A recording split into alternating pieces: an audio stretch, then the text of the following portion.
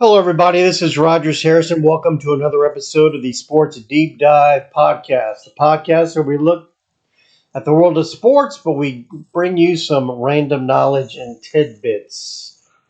As always, this podcast is commercial free, and we try to make it 30 minutes or shorter, so you can get on with your day. Sometimes I'm joined by Brian Kerperick, and today just happens to be one of those times. Hello, Brian. Hey, Rogers. How are you today? I'm good. How are you? Good. Are you ready to jump into today's deep dive? Let's do it.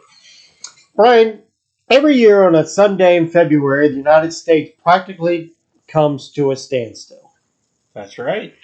Over 100 million people tune in. Billions of dollars are spent on 30-second ads. Chicken wings are consumed by the ton. Brian, what is it? It's got to be the Super Bowl. We call it the Super Bowl. Yes, indeed. You know, Brian, it always wasn't the big game. In fact, the first one wasn't even a sellout, and it didn't even have a name. Today, we're diving into the history and the massive cultural significance of the Super Bowl, from a desperate merger of two rival leagues to the global spectacle that defines American culture. It does. To understand the Super Bowl, you have to go back to the 1960s. Brian, you weren't around then, were you? We're not. At the time, the NFL was the old guard. It was established, prestigious, and a bit snobby. Yeah. Then came the AFL, the American Football League. They were the upstarts. They played a flashier, high-scoring style of football. Yep. You're a man of many words, Brian. The two leagues hated each other. They were in a bidding war for players. That was getting too expensive for everybody. Yeah. Bidding wars. I don't even. It's funny that we say that it was getting too expensive for everybody. And then you think about it today, what it's become. Yes. So they decided to merge, but as part of the deal, they agreed to play one world championship game at the end of the season to see who was truly the best. Right. The very first game took place in 1967 at the Los Angeles Memorial Coliseum. It was the Green Bay Packers versus the Kansas City Chiefs. Huh. Ticket prices? What do you think? $20. Wrong. Oh. $12. $12. $12. I thought like 10, $12, but I thought, no, surely it was more than that. In fact, let's do a little figure in here. Should have brought this up earlier. $12. Wow. Let's see, $12 in 1967 would be worth $119.29 in 2026. So that gives you an idea. It does. But yeah, so $12 didn't even sell out. There were 30,000 empty seats. Wow. Adjusted for inflation, that $12 ticket, like I said, is about $119. Compare that to modern prices, where the cheapest seat for the Super Bowl usually starts around $5,000 to $6,000, and that is the cheapest seat. Yeah, that's crazy. At the time, they called it the AFL-NFL World Championship game. It was Lamar Hunt, the owner of the Chiefs, Right. who suggested the name Super Bowl after seeing his kids play with a high bounce ball called a Super Ball. Oh, wow. The NFL commissioner at the time, Pete Rozelle, actually hated the name. He thought it was too informal. Little did he know he was looking at the future of American entertainment. That's right. Okay, so in the first 2 years, the Super Bowl looked like a disaster for the upstart AFL. The Green Bay Packers, led by the legendary Vince Lombardi, absolutely dismantled the AFL champions in Super Bowls 1 and 2. The narrative was set. The AFL was the minor league, and the NFL was the only place where real football was played. Oh. Now, while the first two Super Bowls were being played, a massive logistical headache was brewing in the background. Okay.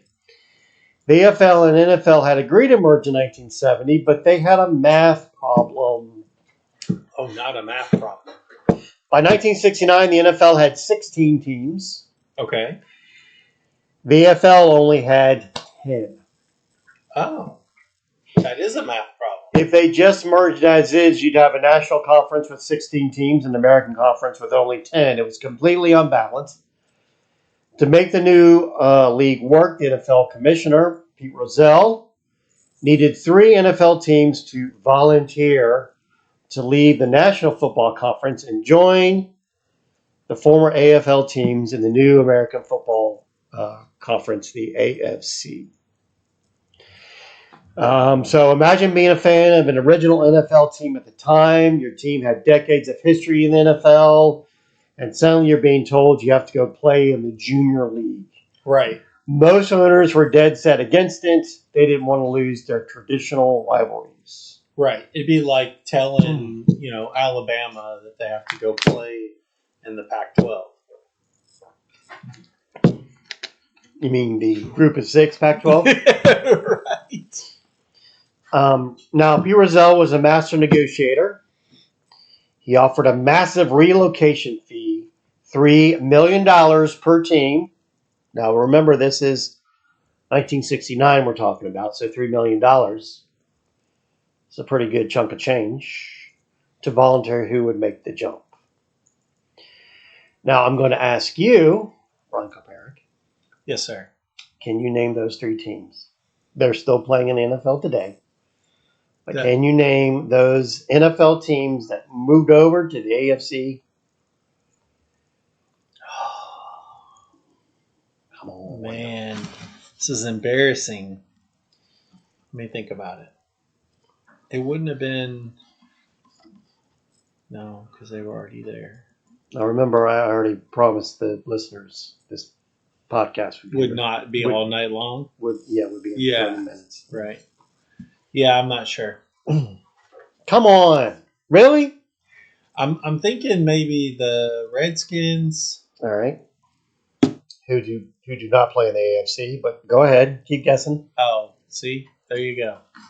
I'm not going to. You're not going to guess at all? No, forget it. Those teams that were originally NFL franchises that today play in the American Football Conference. The Baltimore Colts, which are now in Indianapolis. Okay. The Cleveland Browns. Pittsburgh Steelers. Ah, the Steelers. Colts, Browns, Steelers. Now remember the Super Bowl between the Colts and the Jets? Yeah. Jets were the AFL and Colts were the NFL. Huh? Yeah. All right, so once again, Colts, Browns, Steelers. Now, the Colts were the first. Their owner, Carol Rosenblum, was a businessman who saw the financial logic, $3 million. The Steelers and the Browns, though, were a package deal. Art Rooney, the beloved owner of the Steelers, agreed to move only if the Browns came with them. Why? Because they did not want their heated rivalry to die. They were moving to a new conference, but they were taking their grudge with them. Now, what I find interesting is that, as you know, the original Cleveland Browns moved to Baltimore and became the Ravens. Right. But they had to restart, and then the NFL gave an expansion team to Cleveland. They were the Cleveland Browns. And so all the Browns' history went with that team. The new Cleveland Browns. But it's funny that I think that um, Art Modell, who owned the Ravens at the time, still wanted to play the Steelers. Right. But there was no history between Ravens and Steelers. the Steelers. Right. It was just history between Art Modell and the Steelers. Yes. So I wonder if you ask them today, if you ask Steelers and their fans, who's your rival? It's also funny how he moved out of Cleveland, right? Yes. And sort of left all that stigma behind. And the Ravens have been a fairly successful franchise. And the Browns have just remained kind of a dumpster fire for all these years. Now, I mentioned the Super Bowl with the Colts and the Jets. Yeah. Let's do a sports deep dive into that one. Okay. That was Super Bowl III in 1969. The Baltimore Colts were the NFL champions, were favored to win by 18 points. 18 points, which is a pretty good spread. Yeah. Most people were like, this is a formality. It's a done deal. Colts are going to win. The AFL had a secret weapon. They had a quarterback for the New York Jets. Do you know the name of that quarterback?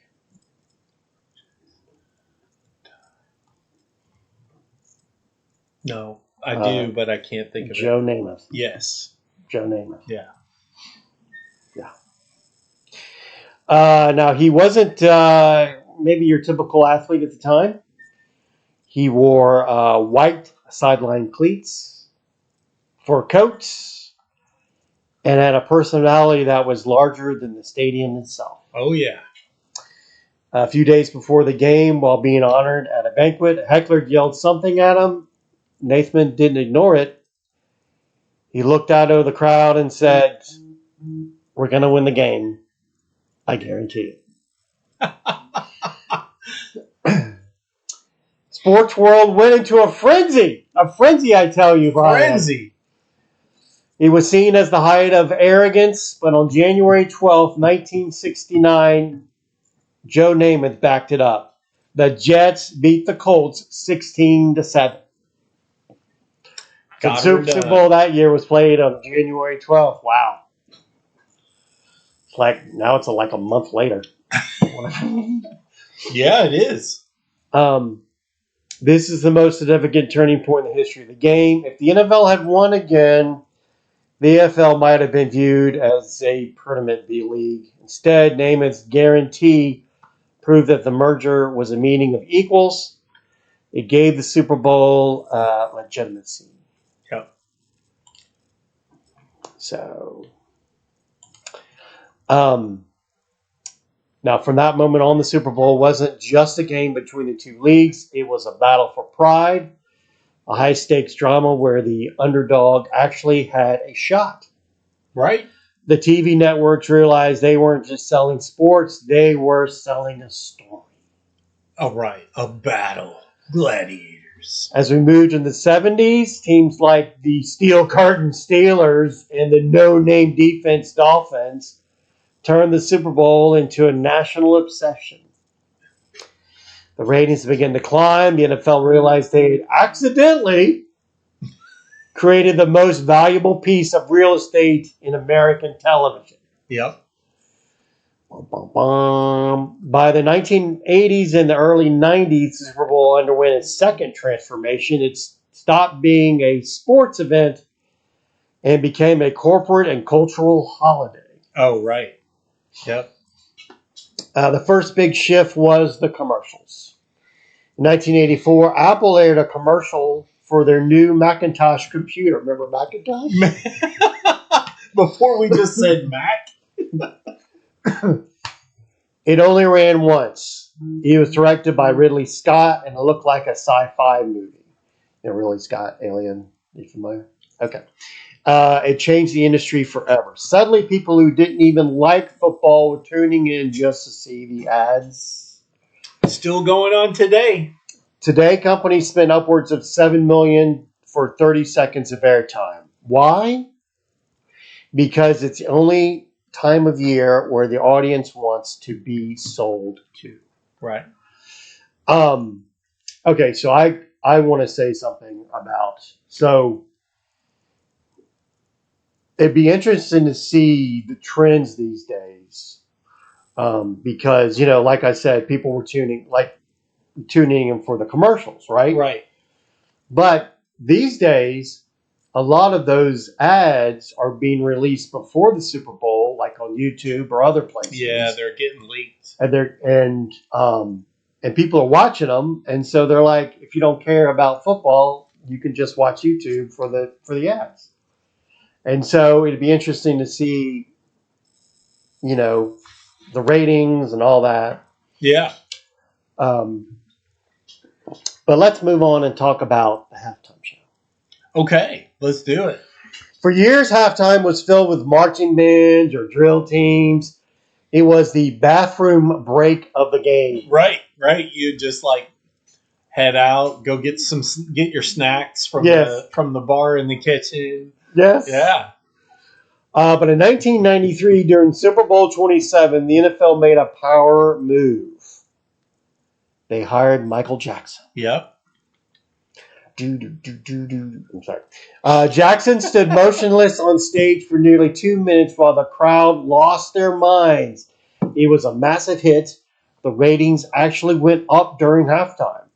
Since then, the Super Bowl stage has become the ultimate mountaintop for performers, from Prince playing a Little Rainstorm to Beyonce and U2. Yep. Bruno Mars put on a good show. Bruce Springsteen did a great show. Yep. I think the Stones have been on there. Yeah. Now here's the thing. Oh, Janet Jackson. Can't forget about that. Yep. We don't have enough time to go into that detail. All right, so here's something you may not know. Ready? Okay. Believe it or not, the massive halftime headliners like Beyonce, Bruno Mars, Usher do not get paid a performance fee by the NFL. Yeah, I heard that. The league covers production costs, but the artists do it for the exposure, which usually leads to a massive spike in their music sales and streaming numbers the following week. What a sales job by the NFL to do that. Yeah. Oh, yeah. We'll pay for you to get here and all that, but we're not going to give you anything because you're going to get exposure. Yeah. Woo. Yeah. The true significance of the Super Bowl isn't just about the money or the music. It's about connection. In a world that's increasingly fragmented, we all watch different shows, different streaming apps, different times. The Super Bowl has become the global town square, right? Right. It's the one time a year where a massive chunk of the population is virtually in the same room, experiencing the same drama at the exact same time.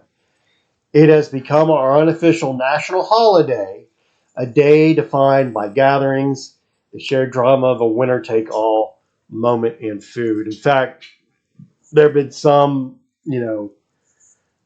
coworkers that I've had throughout the years in various companies, and said, you know what, we ought to make the Monday after the Super Bowl a day off. I would love it because we've had a Super Bowl party for all 25 years of our marriage.